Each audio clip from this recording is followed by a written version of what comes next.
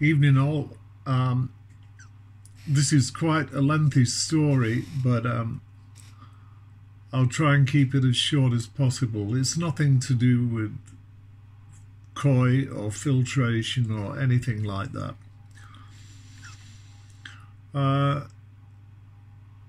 Around 2 weeks before Christmas, I received a letter from the police stating that I had been photographed driving at 36 miles an hour in a 30-mile-an-hour limit. Now, and if they said that to me, the chances are that it's true. I was actually breaking the law of the country, and I don't dispute that. So I immediately admitted to the offence, knowing full well that that it could add 3 points to my driving licence, which happened to be perfectly clean, and this could result in higher insurance premiums for my car. So I did inform them that I accepted the charge. I didn't ask them to send me pictures or proof that the camera was had been fully checked out beforehand, because they don't make mistakes like that. So then I got another letter from the police saying that if I didn't want to pay the £100 fine and have 3 points put on my driving licence, I could attend a speed awareness test. And this would cost me, in my case, it cost me £80 instead of the standard £100 fine. It would not put points on my driving licence, and that would be the end of that. And I rightfully, you know, I contacted them back and accepted this speed awareness course. Now, many of you out there reading this must have been on one of these courses at some time or another in their life. But I did reply, and duly got a reply back to say that the course I was attending would take place on the 8th of January 2019, which is only 2 days ago. So as I've never been on one of these speed awareness courses, I read the documentation as best I could. Mind you, it is a lengthy documentation. And I had to, the course was being held at the Duncanhalge Hotel, which is quite near Warrington. It's only about 16 miles from me. And it was in the afternoon from 1 o'clock to 5 o'clock. So it was a 4-hour course. So I made sure I got there well in advance. They said, although the course starts at 1 o'clock, I had to be there to present all my documents, driving licence and paperwork, at 12:40, 20 minutes before the course started. So I exceeded that. I was waiting outside the course room at the hotel at 12:30, so I had 10 minutes to spare before registration. Registration finally took place at 12:52 or something like that, and eventually we were all ushered into a room, and as it turned out, although I didn't know, we had a full flock of 20 people, including myself, who had all been offered this course. I'm sure there are thousands per day being taken to these driving, so speed driving awareness courses. Anyway, we got into the room, took our chairs, and I looked around me, and yeah, there were no spare chairs, so the place was booked up. Now, we had two, I don't know what you call them, lecturers who were running the course. One was a male and one was a female. The first thing the male lecturer or tutor said to us was, look, you're all adult people. You're not at school. You don't have to raise your hand to say you wish to go to the toilet. You can leave the lecture anytime you wish to go to the toilet, which is just through this door, and a few yards down there you'll find the toilets. He also said at the same time, and if you're looking for a smoking area, there's designated smoking areas outside the hotel, and the nearest one to here is just the opposite way down the corridor. I thought, yeah, that's fine.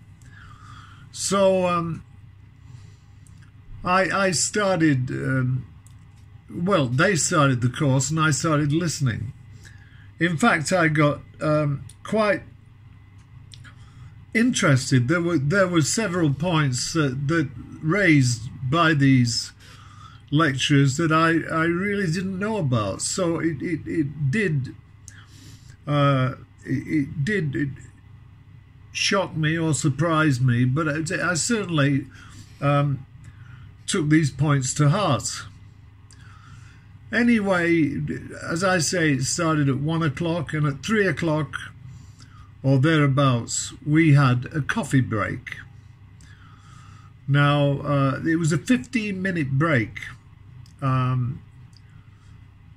There was coffee served in an adjoining room, or tea, or whatever you wanted, and yeah, it seemed to me, you know, the hire of the room, a cup of coffee, and a few sweets in packets. Well, if you think 80 quid is, well, I suppose, what the hell, you know. You paid it and that's it. So anyway, I went outside to the nearest smoking area, had a smoke, came back in, and after the break was over, the lecture started again. Now, as the lecture progressed, and it was educational, no question about it. I round about, I don't know, I think it was about 4:15 p.m. I decided I needed to take the toilet. So, following instructions, I just got up, walked out as quietly as I could, and went to the toilet. Now, I never timed myself on this, but I reckon I was in the toilet for about maximum 4 minutes, washing hands and all the stuff that you do when you've been to the toilet. And on the way back to the lecture hall, I thought, oh, at the same time I'll nip out and have a cigarette. Well, I went to the nearest smoking area, and it was damned cold out there. So I don't think I spent even a minute there. I didn't spend a minute. I put the cigarette out into the receptacle and came back in to go into the lecture. However, when I opened the lecture room door to take my seat again, the male lecturer came up to me and whispered in my ear, "Excuse me, can we go to a private room, fella?" That's what he said to me, fella. I said, "Well, yeah, of course we can." Now, he took me to this private room and handed me a slip of paper, and he said, "Sorry, you have not passed the test, so you're free to go home now." I said, "Why is that?"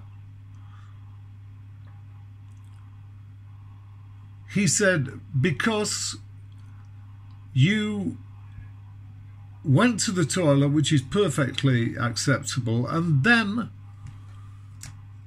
you went to the outside smoking area whilst the lecture was taking place." I said, "Well, yeah, you told me where the toilets were, and you told me where the nearest outside smoking area was.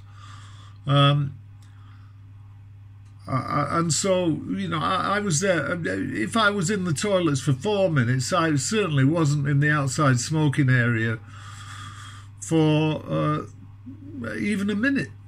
He said, "Look, fella," and he said the word fella again. He said, "You take this piece of paper, you can go now. You've not passed the test." So I was extremely pissed off with this. Now, the word fella is, in this context, a kind of a derogatory term. He knew my name. It was on my form. It was Peter Warrington. Now, he could have called me Peter. He could have called me Mr. Warrington, or even Sir. After all, he is an employee of the police force who is being paid by the police force. And he should not have used that term, fella. Nonetheless, I was absolutely flabbergasted with all this. I drove home, checked the slip he gave to me, and I couldn't call the numbers that I was supposed to call until the following day, because calls are only taken between 1 and 3 p.m. in the afternoon, and I didn't get back home till about 6 o'clock. So I sent an email to this organisation. By the way, it's called Endors, E-N-D-O-R-S, Endors, which I think is a pretty good name. And I explained to them all about my problems.